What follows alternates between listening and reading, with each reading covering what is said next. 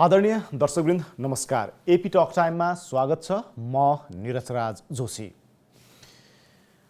सरकारले कोभिड प्रभावित भएको भन्दै उद्योगी व्यवसायहरूलाई राहतका योजनाहरू कार्यक्रमहरू ल्याएको छ र सरकारले कोभिड प्रभावित उद्यमीका लागि ल्याएको व्यावसायिक निरन्तरता कर्जा कार्यविधि कार्यान्वयनमा आए पनि साना तथा घरेलु उद्यमीले आफूहरू उक्त कार्यविधिमा नसमेटिएको बताएका छन् र उनीहरूको गुनासो छ।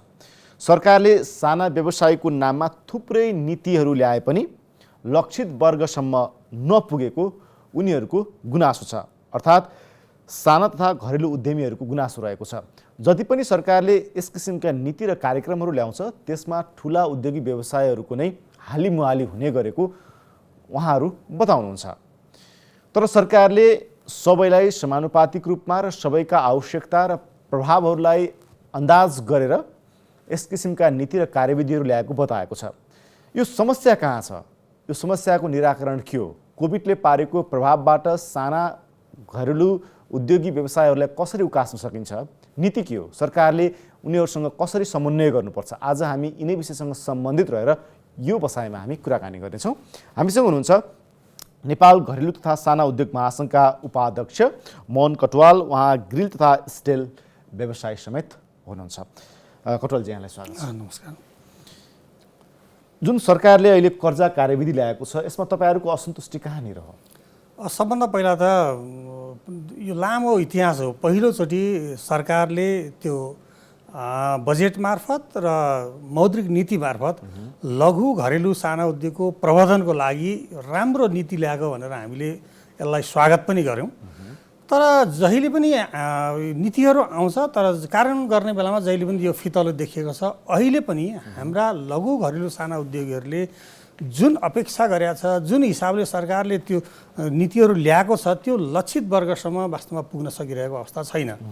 हामीले भनिरहेका छौँ ठुलो सङ्ख्यामा रोजगारी सृजना गर्ने, आयातलाई प्रतिस्थापन गर्न सक्ने क्षेत्र, आत्मनिर्भर हुन सक्ने क्षेत्र र स्वदेशमा भएका कच्चा पदार्थमा आधारित भएर सञ्चालित उद्योगहरूको विकास भएन भने देशको विकास सम्भव छैन।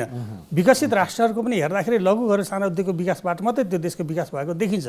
यस अर्थमा हामीले के भनेका छौँ भने धेरै कुराहरू हामीले मागेका छैनौँ।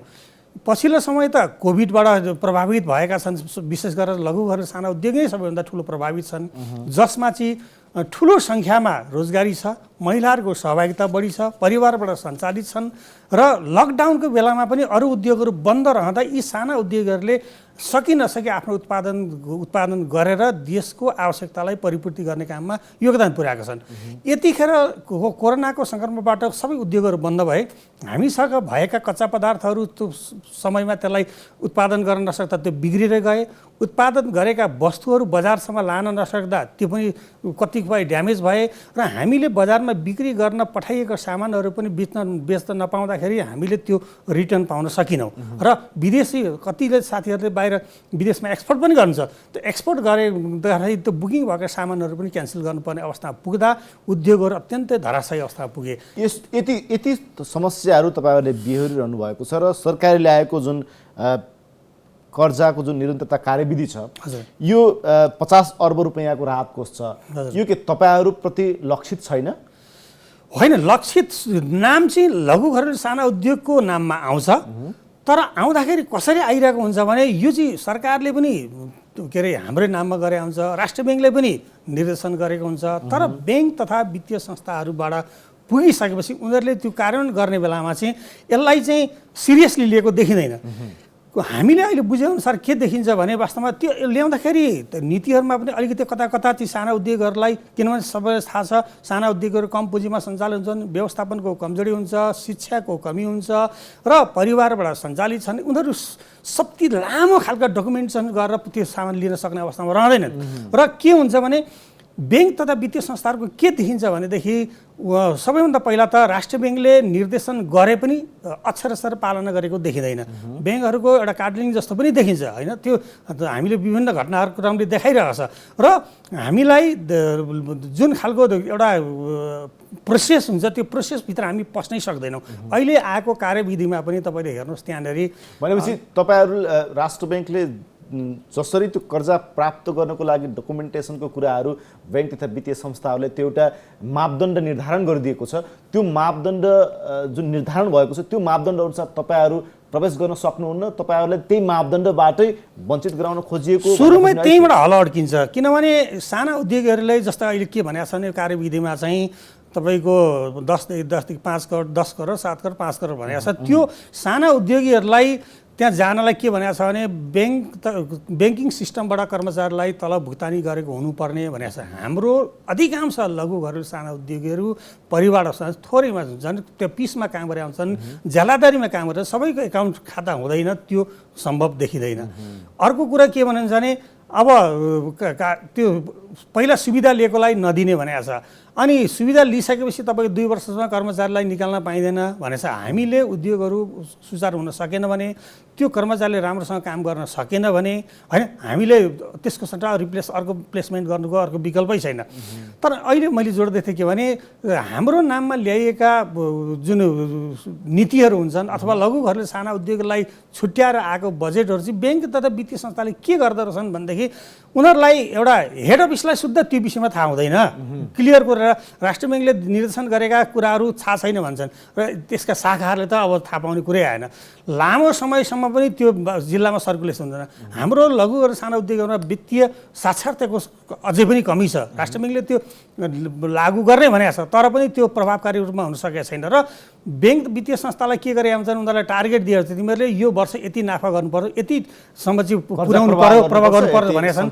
तर हाम्रा साना उद्योगले सानो पुँजीमा कर्जा लिन जाँदाखेरि झन्झट हुन्छ, लामो धेरै चल्नुपर्छ, बरु यो त 100 जनालाई दिने चाहिँ एउटा ठुलो गाईलाई दियो भने हामीलाई झन्झट हुँदैन भन्ने खालको ब्याङ्कको मनस्थिति छ। सँगसँगै के हुन्छ भने यो सरकारले भन्यो गरिदिउँ भन्ने मात्रै आज मलाई पीडा भएको छ। किनभने हामी साँच्चै नै एउटा हामीले के को लागि कर्जामा आएछौँ भन्दाखेरि रोजगारी सृजना गर्न, आयातलाई प्रतिस्थापन गर्न, त्यसपछि यो आत्मनिर्भर अर्थतन्त्र बनाउनको लागि र हामीसँग भएका कच्चा पदार्थमै आधारित भएर उद्योग सञ्चालन गरेर यो देशको अर्थतन्त्रलाई माथि उकास्नको लागि हामीले काम गर्दैछौँ। सँगसँगै अहिले विदेशबाट ठुलो सङ्ख्यामा रोजगारी गुमाएर आएकालाई पनि यही रोजगारी दिउँ भनेर हामी बाहिर विदेश पलायन नभइकन पनि यहीँ काम गर्न खोजिरहेको बेलामा राज्यलाई सपोर्टै गरौँ भनेर उद्योग सञ्चालन गर्दा पनि हामी आज हतोत्साह हुन पुगेका छौँ। कर्जा प्रवाहकै विषयमा जाँदाखेरि अघि तपाईँले भन्नुभयो कि जुन विधि विधान बनाइन्छ त्यो हामी त्यसमा प्रवेशै गर्न सक्दैनौँ, त्यही मापदण्डबाट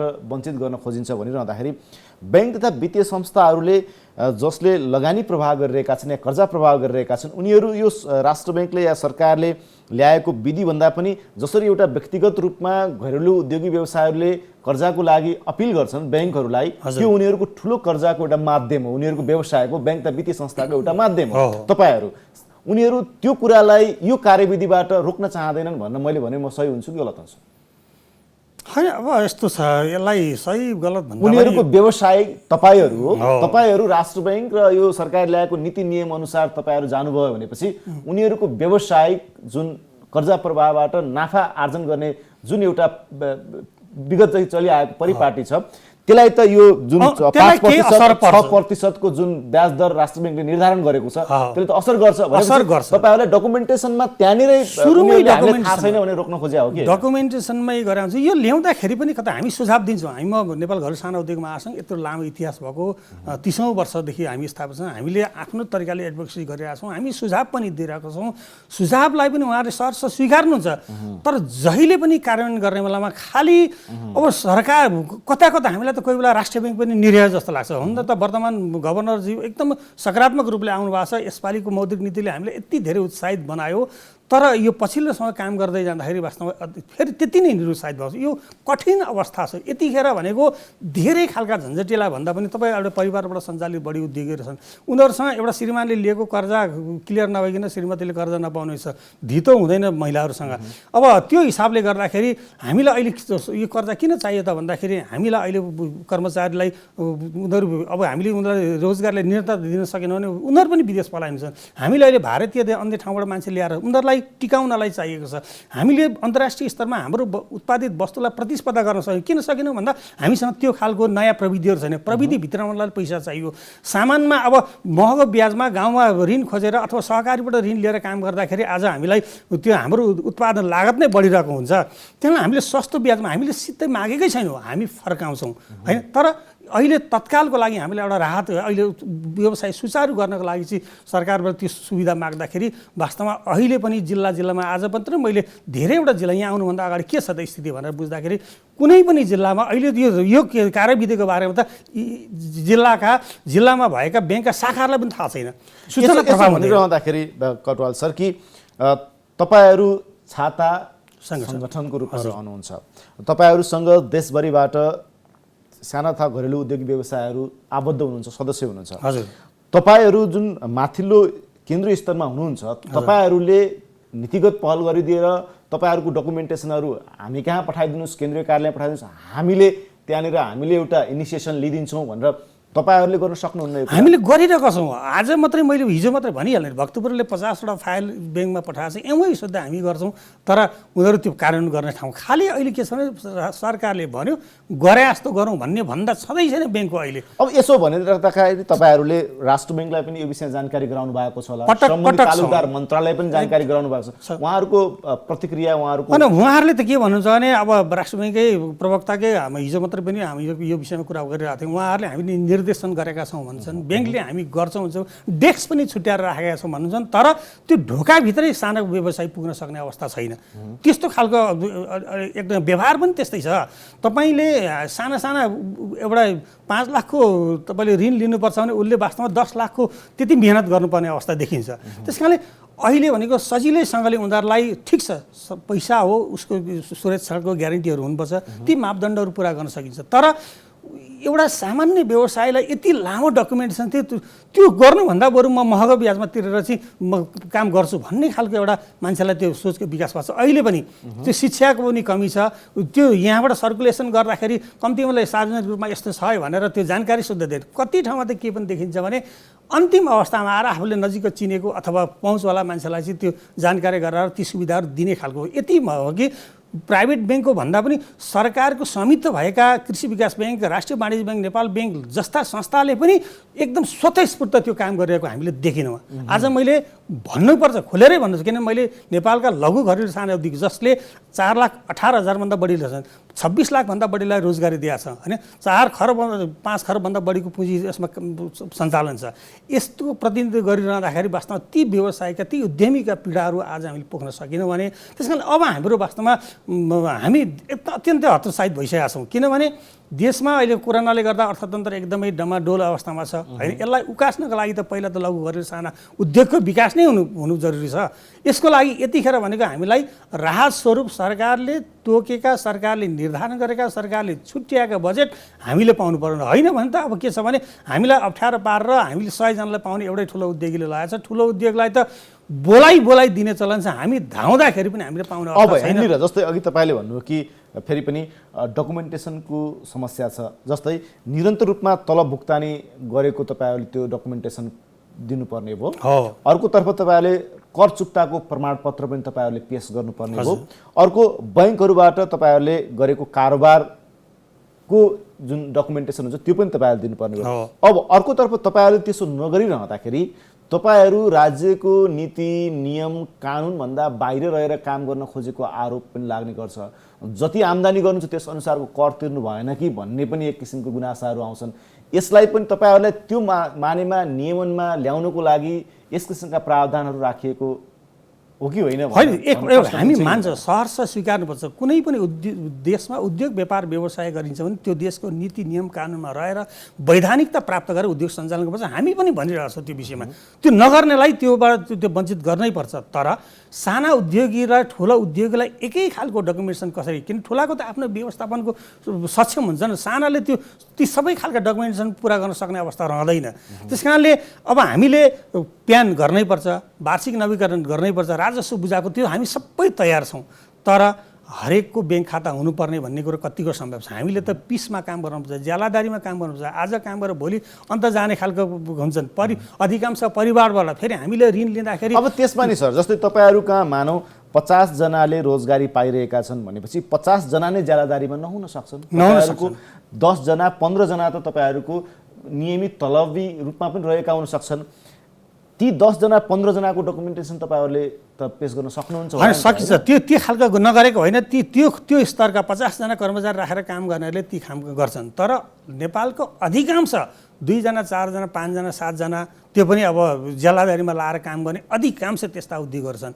ती उद्योगहरूलाई जसलाई चाहिँ अहिले राहतको जरुरी छ, अगाएको मान्छेलाई खाना दिएर कुनै अर्थ छैन, भोको मान्छेलाई दिने हो। यतिखेर भनेको हाम्रा ती लघु उद्यमी, ती साना उद्योगी जसले चाहिँ साँच्चै यहीँ बसेर केही कार्य गर्छु भनेको छ, रोजगारी सिर्जना गर्छु भनेको छ, हामीले अब त्यो हाम्रो उत्पादित वस्तुलाई यहाँ मात्र होइन विदेशसम्म हामी पठाउनलाई प्रोत्साहन गर्ने हिसाबले उनीहरू काम गर्छन्, त्यसलाई पठाइ पनि रहेका छौँ होइन? त्यस कारणले गर्दा अहिले ठुला उद्योगहरू चाहेर पनि सुचारू हुन सकेका छन्। तर साना उद्योग नै अहिलेको लागि तत्कालको लागि चाहिँ हामीले आयातलाई प्रतिस्थापन गर्न सक्ने र परनिर्भरता घटाउन सक्ने क्षेत्र भनेकै यही क्षेत्र हो। त्यस कारणले यो क्षेत्रलाई हामीलाई पुँजी चाहिएको अन्त प्रविधिको भित्राउनलाई हामीले उत्पादन गरेका वस्तु अरूको देशको भन्दा राम्रो छ, तर त्यहाँ अलिकति मात्रै गुणस्तरमा सुधार ल्याउनु, त्यसको ब्रान्डिङ गर्नको लागि गर्ने हो भने हाम्रो वस्तुहरू एक्सपोर्ट गरेर हामी विदेशी मुद्रा आयार्जन गर्छ।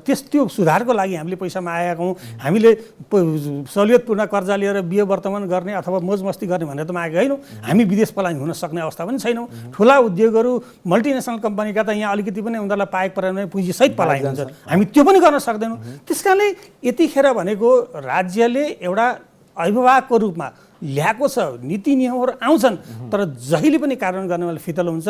डकुमेन्टेसनमा जहिले पनि आधारित भयो।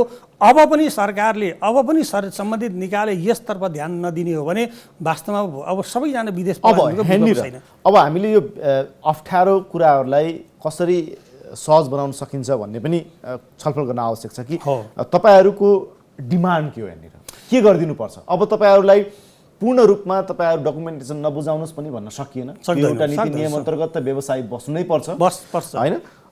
र तपाईँहरूले हामीलाई चाहिँ यसो गरिदिएको भए हामीलाई सहज हुन्थ्यो भनेर तपाईँहरूले क्याटेगोरिकल्ली कसरी काम गरिदिएको भए सहज हुन्थ्यो भन्ने लाग्यो? होइन, हामी आफै पनि भनिरहेको छौँ। हामी पहिला सानो ठुलो जे भए पनि सरकारको वैधानिकता प्राप्त गर्ने सहज वातावरण बनाइदिनु पर्यो। एउटा उद्योगले दर्ता गर्न जान्छ भने उसलाई सजिलैसँग दर्ता गर्ने व्यवस्था गरिदिनु पर्यो। ठुला र सानाले एकै खालको नीतिहरू राखिदियो भने त्यो सम्भव देखिँदैन। त्यस कारणले लगानीको मापदण्ड अनुसार उद्योग व्यवसाय दर्ता हुने सबै थोक छ, तर कार्यान्वयन गर्ने बेलामा काम गर्ने बेलामा ठ्याक्कै त्यसको उल्टो छ। जस्तै एउटा व्यवसाय दर्ता गर्न जान्छ हुन त पछिल्लो समयमा तपाईँको एकल बिन्दु सेवा केन्द्र भनेर आएको छ, त्यो पनि खालि केन्द्रमा मात्रै सीमित भयो, सबै ठाउँमा त्यो भएको छैन। एउटा उद्योग दर्ता गर्न जानु पर्यो भने 10 ठाउँमा पुग्नुपर्छ, उसले यति धेरै झन्झट हुन्छ। र उद्योग दर्ता गरेर आइसकेपछि उद्योग सञ्चालन गर्दा अब अलिक पूर्वाधार नभएको ठाउँमा एउटा उद्योग स्थापना गरिन्छ, त्यहाँ बाटोघाटो बिजुली केही हुँदैन, त्यहाँ अनि हामीले सबै खर्च गरेर त्यो उद्योग स्थापना गर्छौँ। अनि त्यही उद्योगमा काम गर्न त्यहीँ वरिपरिका मान्छे आउँछन्, त्यो ठाउँको जग्गा महँगो हुन्छ, अनि त्यहाँ घर भनेपछि यो उद्योगले डिस्टर्ब गर भनेर उद्योगलाई त्यहाँबाट हटाउने चलन छ। सबैलाई उद्योग ग्रामभित्र सबैलाई औद्योगिक क्षेत्रमा राख्न सक्ने अवस्था छैन। सरकारले हरेक स्थानीय निकायमा औद्योगिक ग्राम स्थापना गर्ने भनेर प्रोसेस अगाडि बढाएको छ, समय लाग्ला, तर नीति नै स्पष्ट छैन। हाम्रो इटा उद्योग व्यवसायहरूको यो साल मात्रै भगण्ड व्यवसायको पनि यहाँनिर अलिकति कमजोरी जस्तै तपाईँले भन्नुभयो, एक ठाउँमा सुरुमा जग्गा किन्ने, त्यहाँ एउटा उद्योग स्थापना गर्ने, त्यहाँ स्थापना गरिसक्यो त्यो जग्गा चाहिँ प्लटिङ गरेर बेच्ने, मान्छेहरू उद्योग स्थापना भइसक्यो त्यहाँ चहल पहल हुन्छ भन्ने एउटा आकर्षण हुन्छ र मान्छेले जग्गा त्यहाँ किन्छ र बिस्तारै त्यो त्यहाँबाट त्यो उद्योग सञ्चालन भन्दा पनि उसको इन्टेन्सन चाहिँ तपाईँको त्यहाँको जग्गा व्यापार। तर हामी साना उद्योगी भनेको 15 करोडसम्म पुँजी भएकोलाई सानामा हामीले सानो घरेलु उद्योगमा गनिन्छ। ती मान्छेले त्यत्रो जग्गा लिएर प्लटिङ गर्ने कुरा हामीसँग सम्भव छैन हाम्रो केसमा। व्यक्तिले नसक्ला, सङ्गठित रूपमा सकिन्छ। सङ्गठित रूपमा गर्दाखेरि त अब त्यो खालको पनि छैनन् भन्दैन, त्यो छ, देखिएको छ। तर अधिकांश लघु घरेलु साना उद्योगहरूले त्यो खालको सम्भावना छैन, त्यो गर्दा पनि गर्दैनन्। र हामी त भन्दैछौँ हामीलाई एकै ठाउँमा राखेर उद्योगहरू स्थापना गर्ने व्यवस्था गरौँ, उद्योग ग्रामको स्थापना गरौँ भनेर भनेका छौँ। सरकारले त्यो ल्याएको पनि छ। तर नाउन्जेलको लागि त एकैचोटि सबै नियमहरू कडाइका साथ लागू गर्न खोजियो भने त्यो अप्ठ्यारो पनि पर्छ। क्रमशः त्यसलाई एउटा सिस्टममा मान्छेलाई त्यो संस्कारको विकास गर्दै जानुपर्छ। हामीले भनेका छौँ सबै उद्योगलाई वैधानिकता प्राप्त गर्नै पर्छ, दर्ता गरिदिने व्यवस्था गरिदिनु पर्यो। दर्ता गरेपछि उसलाई के गर्ने राज्यले बुझाउनु पर्ने राजस्व बुझाउनु पर्यो। त्यसो ब्याङ्कहरूलाई त लगानी गरे आउँछन्, उनीहरूले कहिले पनि मैले लगानी गरेको उद्योगीले कसरी उद्योग सञ्चालन गरेछ त्यसका समस्याहरू के छन् त्यो कहिले पनि सोधेर देखिँदैन होइन। त ब्याङ्क तथा वित्तीय संस्थाहरूको नाफा हरेक वर्ष बढै नै छ, बढ्नु पनि पर्छ होइन। तर उनीहरूको पनि त तिनै उद्योगी व्यापारी व्यवसायीले गर्दाखेरि नि त्यो ब्याङ्क वित्तीय संस्थाले प्रगति नाफा गरेको हो। त्यस कारण त्यो नै धराशयी भयो भने त ब्याङ्क पनि डुब्छ। तपाईँ हेर्नुहोस् कुनै पनि नेपालमा साना उद्योगीले ऋण नतिरेर खराब कर्जा कारण ब्याङ्क डुबेको रेकर्ड छैन। आखिर ठुलैबाट त्यो खालको समस्याहरू छ। त्यसले गर्दाखेरि साना उद्योगहरूलाई उनीहरू त्यसै पनि डराउँछन् होइन। त्यसले गर्दाखेरि सजिलैसँग एउटा महिला उद्यमीहरू विशेष गरेर महिला उद्यमीहरूको समस्या के देखिन्छ भने उनीहरूसँग कोलाटर हुँदैन होइन। महिला उद्योगीका परिवारले लिएको ऋणलाई पनि उहाँहरूले त्यो जोडेर हेरिदिनुहुन्छ, त्यो क्लियरेन्स ल्याउन सक्ने अवस्था रहँदैन। त्यस कारणले तर त्यो होइन त्यो महिला उद्यमीहरूले या एउटा एक किसिमको समूह बनाएर उनीहरूले काम गर्छन् र त्यसलाई उद्योगको रूपमा स्थापित गर्छन् भने तपाईँहरू जस्तो छात्र सङ्गठन जो केन्द्रमा हुनुहुन्छ तपाईँहरूले उहाँहरूलाई फेसिलिटेट गरिदिनु पर्यो। यसरी जानु पर्यो तपाईँहरू भने तपाईँहरूले भनिदिनु पर्यो। अब उनीहरूले एउटा समूह बनाएर काम गरिरहेका छन्, उनीहरूलाई पनि डकुमेन्टेसन खोज भनेर त भन्न, नाफा त त्यहाँबाट आर्जन भइरहेको छ। नाफा आर्जन हुन्छ भनेपछि त उनीहरू त नियममा त आउनु पर्यो, नीतिमा त आउनु पर्यो होइन। त्यसरी भन्दैछु अघि मैले नेपालको सरकारको अधिकांश स्वामित्व होइन 15 लाखसम्म बिना धितो ऋण दिने भनेर गरेको छ। तर नेपाल सरकारको स्वामित्व भएका ब्याङ्क नै राष्ट्रिय वाणिज्य ब्याङ्क, कृषि विकास ब्याङ्क, नेपाल ब्याङ्कले नै त्यो प्रक्रियाहरू पोहोर सालको फाइल अहिलेसम्म अगाडि बढ्न सकिरहेको छैन। काहीँ नगन्य मात्रामा छँदै छैन भने छ ल गरेको छु भन्ने मात्रै स्वतःस्फूर्त होइन। यो त गराउनु यिनीहरूलाई हामीले प्रमोट गर्नैपर्छ, अगाडि बढाउनुपर्छ। यो नगरीको देशको अर्थतन्त्र बलियो हुन सक्दैन भन्ने खालको सोच चाहिँ अहिलेसम्म छैन। तर अब यसलाई सुधार गर्नुको अब विकल्प पनि छैन र हामी उद्योगी व्यापारी व्यवसायीले पनि हाम्रा आफ्ना कमजोरीहरू पनि छन्, नभएका होइनन्। सबै काम चाहिँ खाना पकाएर खुवाइ पनि अरूले नै दियोस् भन्ने खालका पनि हामी छौँ। त्यसमा हामी सुधार गर्नु जरुरी छ।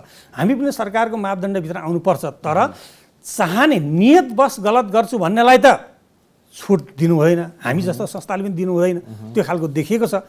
तर भुलवश परिस्थितिवश गर्दै त्रुटि हुन्छ भने त्यहाँ काहीँ न काहीँ उसलाई त्यो सचिने मौका, सुधारिने अथवा उसलाई प्रमोट गर्ने काम चाहिँ हुनुपर्छ। त्यो भइदिएन भने वास्तवमा अहिले सरकारले धेरै राम्रा कुराहरू धेरै अगाडिदेखि नै ती चिजहरू आछन्, त्यसको 50% मात्रै कार्यान्वयन हुने भयो भने पनि हाम्रो लागि धेरै ठुलो राहत हुन्छ। अब सरकारले प्रत्येक वर्ष ल्याउने नीति कार्यक्रम या बजेटमा घरेलु तथा साना उद्योगी व्यवसायहरूको लागि थुप्रै नीतिहरू ल्याएको हुन्छ, तर त्यो कार्यान्वयन हुन सकिरहेको छैन। कार्यान्वयन हुन नसक्नुको पाटो तपाईँहरू बिचको समन्वयको अभाव हो या राज्यको नीति एकातिर छ, अभ्यास हामी अर्कै गरिरहेका छौँ?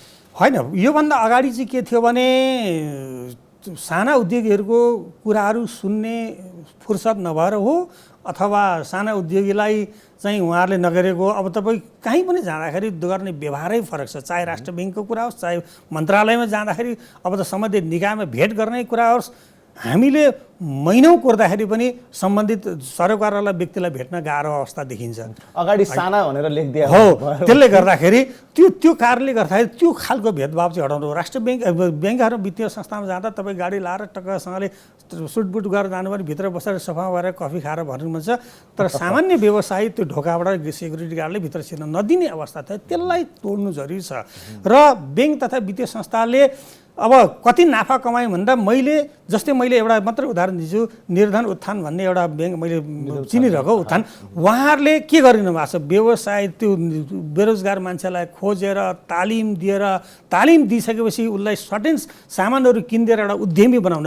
आज करप्सन किन बढिरहेको छ भन्दाखेरि त मान्छे बेरोजगार बढी भए अनि उसँग आम्दानीको स्रोतहरू हुँदैन, त्यसले गर्दाखेरि चाहे नेताको कुरा गर्न जायज, तपाईँ राजनीतिकमा हेर्नुहोस् न, जो के अरे एउटा तपाईँको एउटा व्यावसायिक पृष्ठभूमिबाट गएको मान्छेको त्यो भ्रष्टाचार गरेको रेकर्ड देख्नुहुन्न तपाईँले। त्यहाँदेखि उनलाई आत्मनिर्भर हुने खालको वातावरण बनाउनु पर्यो, उद्यमी बनाउनु पर्यो, व्यवसायी बनाउनु पर्यो होइन। त्यो गराउन त्यसरी गरिरहेको छ भने आज सरकारको स्वामित्वमा भएका ठुला ब्याङ्कले पनि त्यो गर्न नसक्नुको कारण के होइन। अहिले वास्तवमा ब्याङ्कहरूले चाहिँ अलिकति कता सामूहिक रूपमा चाहिँ बढी कार्डलिङ गरेको, राष्ट्र ब्याङ्क पनि कोही बेला निरय अवस्थामा पुगेको हामीले महसुस गरेका छौँ। यो तोडिनुपर्छ। हो, व्यापार व्यवसाय निश्चय पनि नाफा कमाउनलाई नै गर्छ। नाफा कति कमाउने, हाम्रो पनि त देश र जनताप्रति उत्तरदायी सामाजिक उत्तरदायित्व छ नि त, हामीले पनि त ती कुरा त गर्नु पर्ला नि त। त्यस कारणले मैले फेरि पनि अब यो कार्यविधिकै कुरा भएर आउँदाखेरि यो सजिलो बनाइदिनु पर्यो। सजिलो अहिलेको अवस्थामा अहिले कोभिडबाट सबै अब हामी अन्त्यतिर छौँ। अब कार्यविधि सजिलो बनाइदिने जुन प्रक्रिया छ, अब तपाईँले भनिसक्नुभयो यसको जुन डकुमेन्टेसनको कुरा छ, यसलाई अलिकति केही सहज बनाउनु पर्यो भनेर भन्दाखेरि यस बाहेक तपाईँहरूलाई के कुराको फेसिलिट गरिदिएको खण्डमा तपाईँहरू जुन सरकारले ल्याएको 50 अर्बको राहत कोष छ, त्यो राहत कोषबाट तपाईँहरूले पनि केही राहत प्राप्त गर्न सक्नु? पहिलो त यो आएको कुरा के एकदमै सुगम ठाउँमा बस्नेहरूले पनि यो खालको जानकारी प्राप्त गरिसकेका छन्। हामीले आफ्नो तर्फबाट गर्छौँ। यो सूचना प्रभाव राम्रोसँग भए छैन।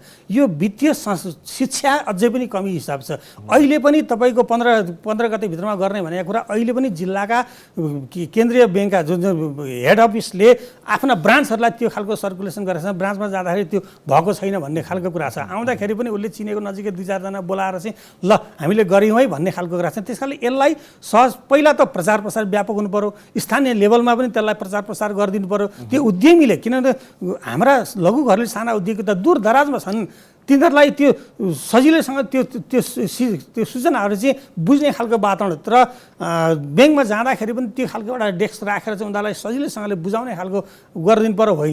होइन कि तपाईँ 100 जनालाई बुझाउने कुरामा एकजनालाई गरेर हुन्छ, यो झन्झट किन लिने, अनि यो भएन त्यो भने यो लिएर आउनुहोस् त्यो लिएर आउनुहोस्, त्यो जाँदा फ्रस्ट्रेसन हुन्छ, है म यो गर्दिनँ, यो गर्ने भन्दा टाइममा त मैले अरू नै काम गर्छु भनेर त्यो खालको चाहिँ चेन्ज गर्नको लागि अलिकति शिक्षालाई, यो वित्तीय शिक्षालाई प्रभावकारी बनाउनु पर्यो।